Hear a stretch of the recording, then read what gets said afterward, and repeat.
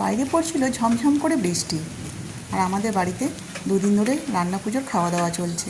ভাজা আর মাছ খেতে খেতে মুখ গেছে একদম খারাপ হয়ে। তো ভেবেইছি আজকে ডাঁটা সবজি করব। দেখি প্রতিবেশীর বাড়ি থেকে অনেক ডাঁটা এসে হাজির। ডাঁটা তো কিনতে হলো না, বাড়িতে আলু বেগুন করলা তো রয়েছে। এই ডাঁটাগুলো হচ্ছে নাজনে ডাঁটা, খুব নরম ও খুব টেস্টি।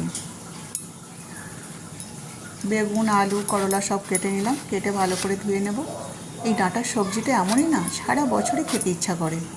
চলুন, সবজি তো সব কাটা হয়ে গেছে, এবার রান্নাটা বসানো যাক। কড়াইতে প্রথমে সর্ষের তেল দিয়ে দেবো, তাতে কটা বড়ি আমি লাল লাল করে ভেজে নেব।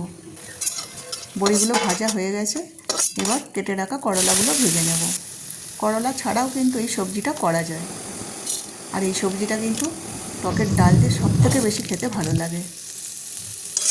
শুকনো লঙ্কা 5 ফোড়ন দিয়ে প্রথমে ডাঁটাগুলো অর্ধেক ভেজে নেব, তাতে আলু বেগুন ও ভেজে রাখা বড়িগুলো দিয়ে দেব। পরিমাণ মতো লবণ, গুঁড়ো লঙ্কা ও একটু হলুদ দিয়ে দিলাম। ভালো করে কষে নেওয়ার পরে আরেকটু মশলা দেব, জিরা সর্ষে বাটা ওই কাঁচা লঙ্কা বাটা আর একটু আদা বাটা।